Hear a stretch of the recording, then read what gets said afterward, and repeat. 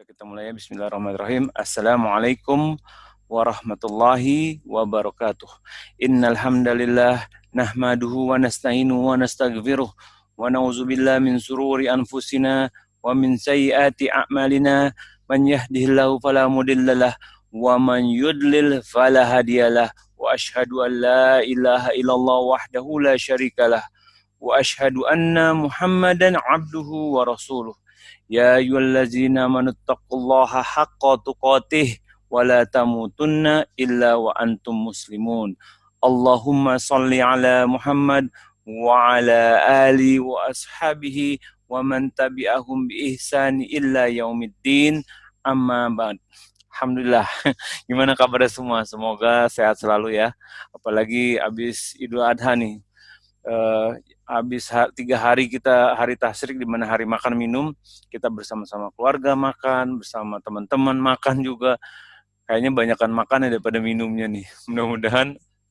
Mudah-mudahan kayak Hisam ya. Hisam katanya timbangannya cuma naik segram katanya. Segram atau 100 gram, Sam? Segram ya, Sam. Padahal makan kambing banyak, Hisam timbangannya cuma naik segram katanya. Kayaknya salah itu timbangannya, Sam. Baik, masih ingat pembahasan kita di mana? Halaman berapa? Halaman 43 di halaman tentang takbir. Sebagai pembuka, untuk menjaga semangat kita, jangan lupa bahwa hadis dari Nabi Muhammad SAW, bagaimana beliau menyampaikan bahwa ada orang yang selama 60 tahun sholatnya nggak diterima. Kenapa? Karena ketika dia ruku, sujudnya nggak sempurna. Ketika dia sujud, rukunya tidak sempurna. Karena apa? Karena kita harus mencoba, harus terus semangat belajar dan mencoba untuk mengerjakan ibadah sesuai perintah Nabi Muhammad SAW. Kita semua ibadah kita coba, kita usahakan semaksimal mungkin mengikuti tuntunan Nabi Muhammad SAW. Yang sebagaimana kita tahu, syarat ibadah ada 2. Yang pertama, ikhlas karena Allah Subhanahu wa Ta'ala, dan yang kedua karena mengikuti tuntunan Nabi Muhammad SAW, karena beliau adalah manusia terbaik, yang paling terbaik dalam memberikan tuntunan ibadah dibandingkan orang-orang lain, dibandingkan manusia-manusia lain. Jadi kalau misalnya ada manusia, ada guru, ada engkong haji atau siapa yang mengajarkan ibadah berbeda dengan yang diajarkan Nabi Muhammad SAW yang tercatat dalam hadis-hadis sahihnya, maka kita tidak wajib patut tunduk kepada engkong haji itu, tapi kita tunduk kepada hadis-hadis Nabi Muhammad SAW. Apakah sulit mengikuti hadis sahih? Enggak, ini kita lagi belajar. Sebagaimana kita tahu kemarin kan, bagaimana lafaz niat, lalu kita tahu bagaimana cara berdiri, semua kita berusaha mengikuti hadis sahih dari Nabi Muhammad SAW. Enggak sulit kan? Nah, makanya yuk, semoga Allah jadikan kita orang-orang yang istiqomah dalam belajar, jadikan orang-orang yang selalu semangat mencari ilmu, menjadikan orang-orang yang terdepan dalam melaksanakan ibadah sesuai tuntunan Nabi Muhammad SAW. Dan kita cukupi diri kita dengan yang contohnya aja. Karena apa? Jika kita melampaui itu dan kita merasa lebih baik, belum tentu, teman-teman. Nabi Muhammad SAW adalah contoh terbaik dalam ibadah, dan agama Islam sudah sempurna. Jika sesuatu sudah sempurna, mudah bagi kita, tinggal copy paste, nggak ada edit, nggak ada modifikasi, nggak ada inovasi, nggak ada renovasi, ya kan? Sederhana kok. Yuk, mari kita lanjutkan di bab takbir. Semoga ilmunya bermanfaat. Rasyad boleh dibaca halaman 43.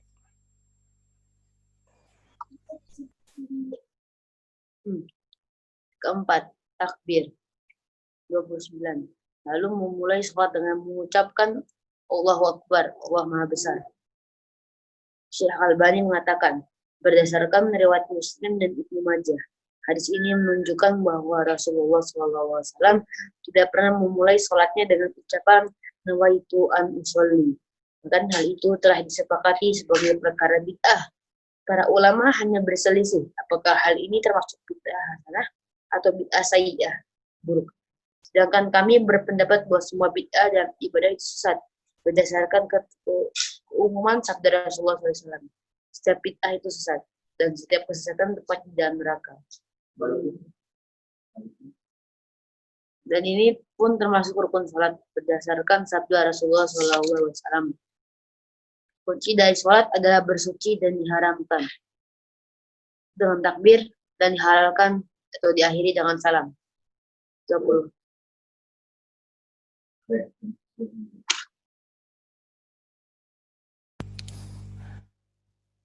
Baik ya, sekarang kita memasuki di bab takbir.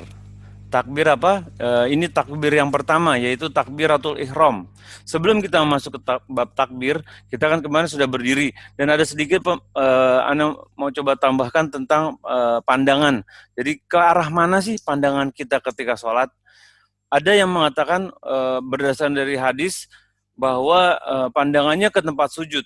Tapi ternyata setelah diteliti oleh para ulama kita, bahwa hadis itu adalah doif karena ada salah satu periwayatnya yang majhul. Lalu ada juga hadis yang mengatakan bahwa pandangan mata itu ke arah dua kaki kita. Tapi sebagian ulama juga mengatakan hadis tersebut doif karena ada juga periwayatnya yang majhul. Jadi yang paling tepat atau yang paling rojih sebenarnya tidak ada batasan ke arah mana mata memandang.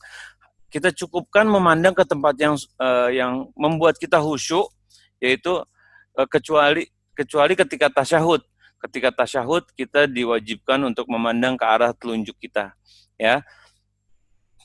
Jadi arah pandangan mata ketika berdiri itu sebaiknya tidak ada batasan ke arah mana, bebas, tapi kita cukupkan ke arah yang membuat kita khusyuk. Tapi pandangan itu ada dua pandangan yang dilarang, yaitu pandangan yang ke arah atas atau ke arah langit, itu merupakan pandangan yang dilarang.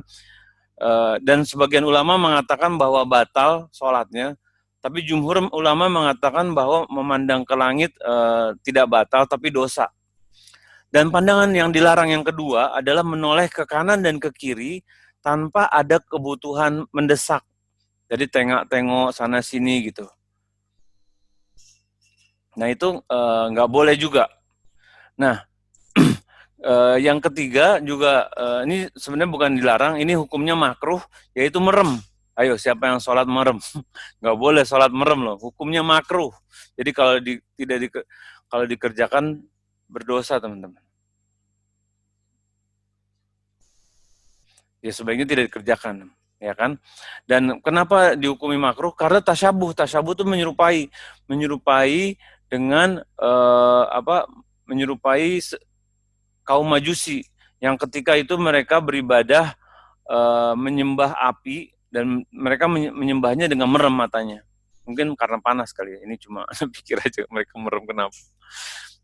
Nah, jadi kita sepakati dulu pandangan mata ke arah mana. Ada yang mengatakan sebaiknya ke arah ke bawah gitu, dan sebaiknya nggak harus ditentukan kemana. Ada yang mengatakan, ada orang Ana kalau nggak lihat Ka'bah tuh, Ana ngebayangin Ka'bah. Nggak boleh juga kalau lagi sholat ngebayangin. Atau Ana khusus pakai sejadah yang ada gambar Ka'bahnya biar lebih khusyuk. Nggak gitu juga. Islam tuh mudah, jadi nggak usah mempersulit diri. Ntar giliran sejadah yang gambar Ka'bahnya nggak ada, nggak mau sholat. Bahkan ada sebagian ulama mengatakan nggak boleh loh pakai sejadah yang ada gambar Ka'bahnya. Allahu a'lam. Jadi ya, pertama tadi pandangan mata udah, jadi nggak boleh merem. Ada yang bilang gini, Ana merem aja, karena kalau merem Ana lebih khusyuk. Enggak, ini dalilnya begini, dilarang malah merem karena makruh hukumnya, ya kan? Dan sebaiknya ditinggalkan. Dan kita memasuki di bab takbir. Takbir itu adalah memulai sholat dengan mengucapkan Allahu Akbar. Nah, Allahu Akbar. Dan ini merupakan rukun sholat, teman-teman. Kemarin masih ingat, rukun sholat. Jika ditinggalkan dengan sengaja ataupun tidak sengaja, maka batal sholatnya. Ya, rukun sholat nih, bukan wajibnya sholat. Dan kita lihat nih, lafaz Allahu Akbar. Kadang teman-teman suka lihat kan, atau suka dengar kalau misalnya ada yang takbirnya Allahu, gimana ya contohnya? Jadi kan gini, takbirnya Allahu Akbar gitu. Jadi Akbar, ada juga yang Allahu Akbar gitu, Akbar, ya kan? Macam-macam deh kalau udah di ini ya, di masyarakat ya. Ada Allahu Akbar, ada yang pakai Allah, ada yang Allahu Akbar. Nah, ada yang Allah, nanti itu ada pembahasan sendiri tuh nanti yang dipanjangkan. Nah, jadi gimana sebenarnya lafaz yang benar? Jadi kita lihat nih, kalau Allahu Akbar kan memang Allah biasa ya, Allahu. Nah, hu ini kan pakai kalau di Indonesia bilangnya ha besar ya, Allahu. Nah, pas di kafnya nih yang kadang-kadang bahaya, di kaf sama di ba. Ketika sifat ini pembahasan sedikit tentang mahraj huruf ya. Sifat huruf kaf itu dia hamas. Hamas tuh mengalir nafasnya jadi kaf kaf gitu. Dan syiddah jadi tertahan suaranya ketika bunyi. Jadi Allahu ak. Nah, ak. Jadi gitu Allahu ak. Nah, terus terakhir ro. Yang ro ini huruf ro ini bisa tebal bisa tipis. Jadi dia tafhim atau tebal kalau ro itu didahulukan oleh fathah. Kita lihat di ba nih. Ba-nya kan fathah. Jadi bacanya ro-nya tebal, bukannya tipis. Kalau ro sebelumnya kasroh, dia dibaca tipis. Contohnya nih ya. Kalau ba-nya tebal kan ba-nya fathah. Berarti kan Allahu Akbar. Nah, ro-nya juga doma, Allahu Akbar. Nah, ada agak kayak ke domahnya gitu. Jangan sampai Allahu Akbar, barbar gitu. Nggak boleh. Kita berusaha semaksimal mungkin memperbaiki. Makanya penting buat yang masih belajar tahsin, belajar makhrijul huruf, terus semangat, jangan patah semangat. Kita perbaiki. Jadi sholat ini kita nggak perbaiki, banyak yang kita perbaiki. Pertama, kita perbaiki tata caranya nih. Terus kita mesti perbaiki bacaannya nih, kita mesti perbaiki juga. Lalu kita juga mesti perbaiki gerakannya. Jadi ada 3 hal yang tercantum, yang coba kita koreksi dalam pelajaran ini. Nggak apa-apa, sabar pelan-pelan. Nanti kalau di akhir pertemuan, kalau ada yang mau coba hidupin mic-nya, kita coba dengerin takbirnya gimana. Karena penting, ini rukunnya sholat.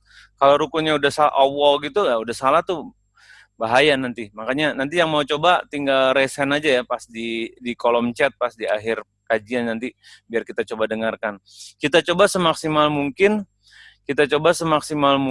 untuk mempraktekkan walaupun ini masih Zoom ya. Kalau offline mungkin kita gampang praktekannya, bisa kasih lihat secara langsung gitu. Mungkin bisa langsung contohin, bisa lihat, bisa koreksi. Tapi qadarullah karena Zoom online gini, jadi kita coba yang bisa diinin atau yang nggak bisa kita coba pakai dengan display picture ya. Nah, jadi karena ro-nya itu tadi tebal, jadi Allahu Akbar. Nah, gitu bacanya ya. Nanti diingat-ingat. Dan ini merupakan rukun sholat. Makanya seperti kita ketahui hadisnya, sesungguhnya pembuka sholat adalah bersuci. Yang mengharamkannya adalah takbir, dan yang menghalalkannya adalah salam. Jadi takbiratul ihram itu mengharamkan. Jadi apa yang diharamkan? Hal-hal yang dihalalkan bagi kita sebelumnya. Misalnya makan, minum, bicara, dan lain-lain. Ya kan? Dan ulama juga mengatakan, ulama mengajarkan, seberapa keras ukuran suara ketika kita takbir. Sebagian ulama Hambali mengatakan bahwa ukurannya itu sebatas kita bisa dengar atau sebelahnya bisa dengar. Tadi nggak usah terlalu kencang gitu. Tapi yang paling rojih atau yang paling kuat nggak disyaratkan harus seperti apa. Tapi diucapkan disyaratkannya ya. Jadi nggak boleh tuh baca takbiratul ihram dalam hati, nggak boleh. Atau nggak pakai nggak ada ininya. Kalau Ana pribadi sih Ana ada baca kalau misalnya lagi sendiri sholatnya Allahu Akbar. Ana baca sendiri gitu. Sebatas yang Ana ini. Tapi nggak disyaratkan ya. Semoga teman-teman ini paham ya, insya Allah. Lalu apa makna kalimat Allahu Akbar itu? Syekhul Islam Utsaimin rahimahullah mengatakan bahwa makna kalimat Allahu Akbar yaitu Allah lebih besar dari segala sesuatu, baik pada zat, nama maupun sifat, serta segala hal yang tercakup dalam makna tersebut. Jadi pas kita takbir, kita tuh merasa kerdil di mata Allah Subhanahu wa taala, dan kita harus sadar Allahu Akbar itu artinya Allah Maha Besar. Semuanya, namanya, sifatnya, kekuasaannya, zatnya, dan kita nggak ada artinya. Di situ bisa meningkatkan kehusyuan kita, teman-teman. Ya kan? Lanjut, Sat, yang nomor 6, Sat. Boleh dibaca. Yang nomor 30 dibaca, Sat.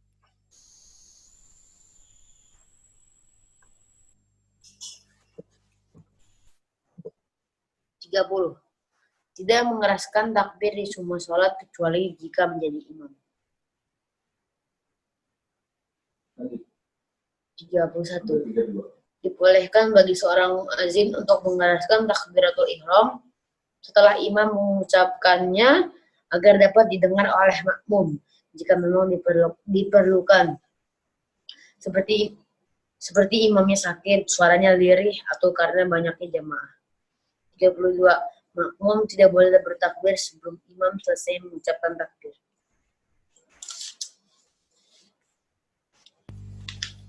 Baik. Yang nomor 30. Tidak mengeraskan takbir di semua sholat kecuali jika menjadi imam. Jadi kalau kita lagi sholat, kita sebaiknya membaca takbirnya dengan suara lirih. Kecuali kita jadi imam. Kalau kita jadi imam, karena gini, kalau kita lagi sholat, misalnya sholat sunnah, di sebelah juga sholat sunnah, ya kan, lagi sholat sunnah duha misalnya di masjid, terus kita mengeraskan sendiri, akhirnya ganggu yang lain, kan jadi nggak boleh teman-teman. Kecuali jadi imam, yang lain jadi makmum boleh. Yang ke-31, dibolehkan bagi seorang muazin untuk mengeraskan takbiratul ihram setelah imam mengucapkan agar dapat didengar oleh makmum. Nah, seperti contoh ketika Nabi Muhammad SAW sakit, lalu Abu Bakar radhiyallahu anhu mengeraskan bacaannya setelah Nabi Muhammad SAW membaca takbiratul ihram. Jadi setelah imam membaca, baru makmumnya yang muazinnya diizinkan membaca keras agar jamaah yang lain bisa dengar. Dan kalau menjadi imam, misalnya teman-teman jadi imam nih, minimal jamaah yang di belakangnya dengar. Tapi kalau misalnya jamaah di belakangnya banyak, harus lebih keras lagi suaranya. Makanya jadi imam itu selain harus siap punya hafalan, terus bacaan yang benar, terus tajwidnya benar gitu, terus rasa percaya diri yang cukup gitu, dan suaranya juga harus keras. Kadang ada imam hafalannya banyak, terus tajwidnya benar, tapi suaranya pelan. Akhirnya di belakang, ini udah ruku belum ya? Ini mau bangkit dari sujud nggak ya? Apalagi ahwat, perempuan tuh di paling belakang tuh boro-boro. Kalau misalnya udah pelan banget, dia tuh tebak-tebak buah manggis jadinya. Ini udah ini belum ya? Udah bangkit dari sujud. Akhirnya kasihan loh. Kalau ahwat pada sholat tapi sholatnya mereka bingung, ini udah bangkit dari sujud apa belum? Apa masih sujud terus? Apa nih nggak tahu udah rakaat ketiga imamnya, ahwatnya masih sujud aja, kan kasihan. Makanya kalau misalnya itu misalnya imam jadi imam harus siap suaranya keras. Dan misalnya saf yang paling belakang nggak dengar, harus ada laki-laki yang menjadi muazin dan mengeraskan suaranya biar yang di paling belakang bisa lebih dengar gitu. Dan makmum nggak boleh takbir sebelum imam selesai mengucapkan takbir, ya kan? Misalnya kalau imam lagi takbir terus makmum takbir, kan bahaya tuh.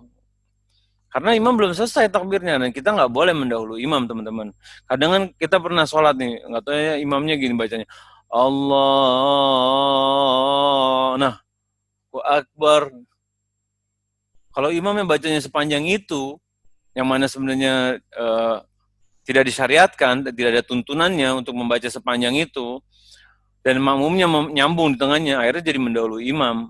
Jadi kita kalau jadi jamaah harus siap-siap tuh. Biarkan imamnya selesai, baik bacaannya, mau gerakannya. Jangan kita sampai bangkit dari sujud, nggak tahu imam belum bangkit, kita udah bangkit duluan. Akhirnya tengok-tengok kanan kiri. Ya, keduluan lagi, gitu. Ya kan? Nah, Syekh Utsaimin mengatakan bahwa dimakruhkan memanjangkan bacaan takbir meskipun bangkit dari sujud menuju berdiri dengan rentang waktu yang cukup lama ketika bangkit. Teman-teman pasti sering mengalami nih kalau di masjid atau apa nih. Misalnya bangkit dari sujud kan, pas lagi mau ke rakaat kedua, imamnya Allahu Akbar. Nah, itu dimakruhkan tuh sebenarnya, nggak boleh imam membaca kayak gitu. Karena tidak ada syariat dari Nabi Muhammad SAW dan tidak ada dalilnya. Oleh karena itu, dan dengan membaca panjang itu tidak membuatnya lebih baik dengan membacanya singkat. Jadi usahakan membaca dengan tempo yang wajar. Lanjut, Sat, yang mengangkat kedua tangan.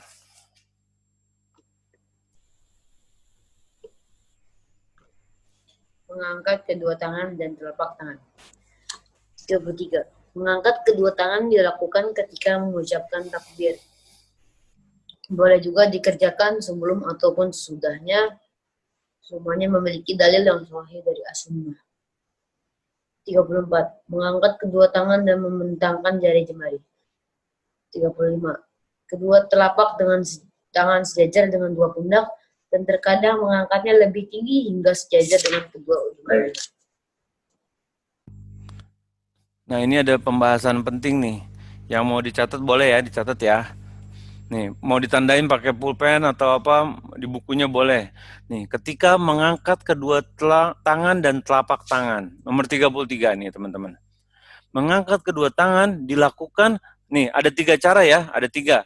Ketika mengucapkan takbir, begini, mengucapkan kedua takbir, afwan, ketika mengucapkan takbir, boleh juga dikerjakan sebelum takbir, dan yang terakhir sesudah takbir.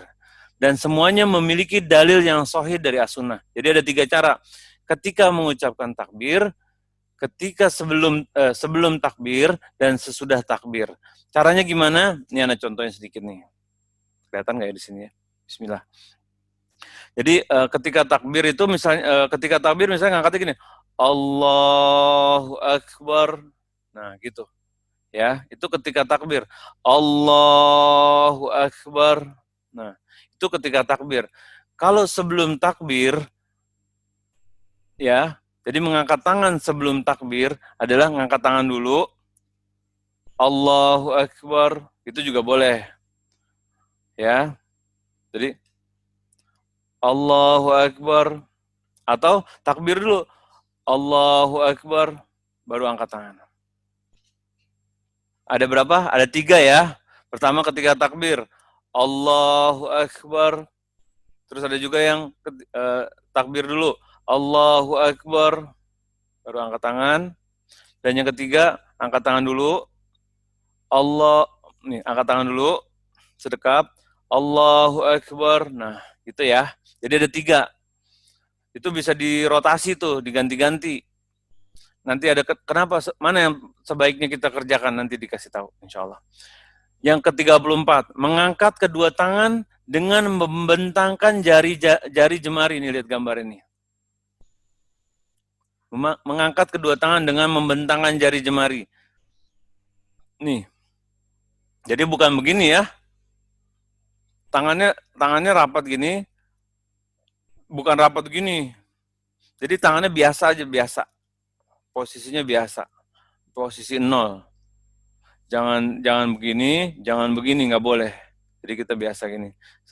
Dan semuanya nanti posisinya diajarin tuh di mana. Ini yang nomor 35 nih.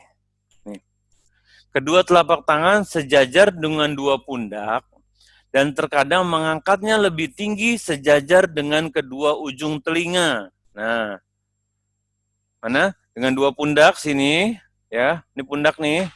Mana berusaha biar teman-teman lihat nih. Nah, mana sih? Ini sini, yang pertama, artinya sejajar dengan telinga sini. Ya, telinganya ya. Nanti latihan di depan kaca ya. Ingat, kaca rumah, jangan kaca di mall, tempat nyobain sepatu, nanti coba takbir-takbir gini, atau masuk di ruang ganti nanti gini-gini. Orang pada bingung ini SPG, ini si Mas, si Mbak mau ngapain sih takbir-takbir di tempat ganti. Ya, ditakbir di rumah, coba. Lihat, udah sejajar belum? Sejajar dengan kedua ujung telinga. Ini anak posisinya agak miring, jadi mohon maaf ya kalau nggak lurus-lurus banget. Atau di sini. Ada gambarnya nggak? Nih gambarnya nih. Nih, lihat nih. Sejajar dengan bahu sini.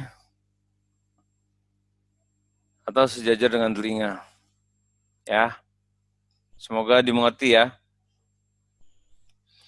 Sini sama sini. Oke. Gimana? Masih keep up ya, masih nyambung ya. Terus kita bahas nih kesalahan-kesalahan di masyarakat. Apa sih kesalahannya? Kesalahan di masyarakat kita sering lihat kan kalau orang lagi mau sholat tuh. Ya mohon maaf ya. Kadang kalau mau sholat gini, Allahu Akbar. Kayak lagi mau ngapain gitu, mukanya ke bawah. Ada juga Allah kayak lagi mau azan, ya kan? Ada juga kalau misalnya ada juga yang gini, misalnya kalau sholat takbir, jempolnya harus nempel di telinganya tuh, nempel di telinga. Jadi kelihatan tuh dia pas lagi sholat, ting gitu nyentuh ke telinganya. Terus ada juga yang kalau misalnya takbir tangannya dibuka nih, kayak anak gym gitu. Allahu Akbar, itu kalau di soft laki-laki gubrak mentah semua. Allahu Akbar gitu. Ya kan mungkin dia habis nge-gym kali. Jadi ototnya jadi semua.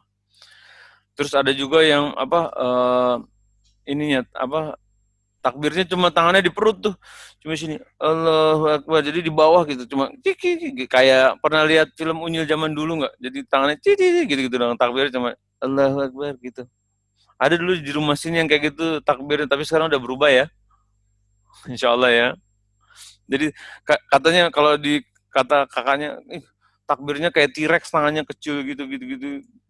Kayak unyil. Nggak boleh kayak gitu. Atau takbirnya dipanjangin. Allahu Akbar. Pas sudah selesai, padahal dia jadi makmum tuh. Imamnya baca Al-Fatihah udah separuh, dia masih takbir begitu. Allahu Akbar.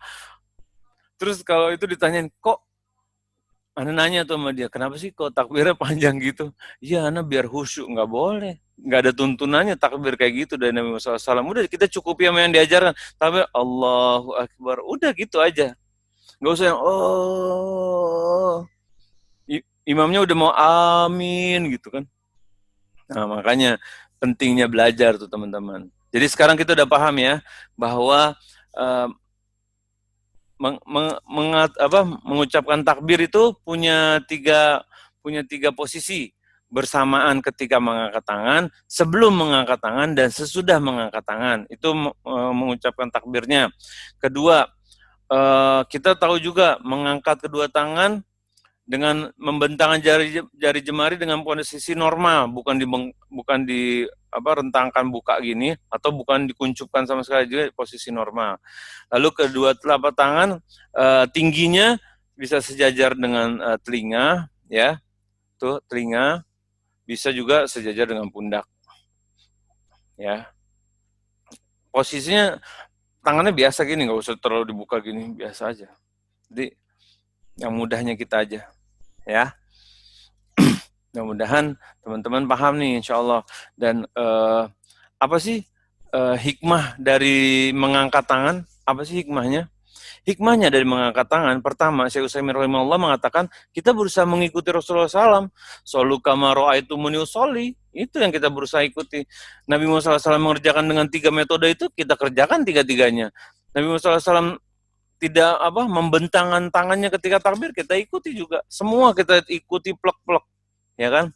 Dan Syekh Utsaimin juga mengatakan bahwa cara itu lebih mengagungkan Allah Subhanahu wa taala. Karena dalam pengagungan tersebut terhimpun antara ucapan dan perbuatan yang bersifat mengagungkan. Dan bahkan kalau misalnya ada orang-orang yang bilang, Ana kalau nggak gitu, Ana nggak khusyuk, Ana nggak ini, nggak itu, Ana nggak tenang, sholatnya jadi nggak ini. Itu cuma was-was, teman-teman. Saya ya kan? Ada yang bilang kalau nggak kena daun telinga, Ana jadi nggak khusyuk. Itu nggak ada dasarnya. Dan itu cuma was-was syaitan aja. Makanya kita ini baru takbir nih. Kita lihat begitu banyak perbedaan. Dan kita berusaha berpegang teguh dengan apa yang telah diajarkan dan telah dicontohkan oleh Nabi Muhammad SAW.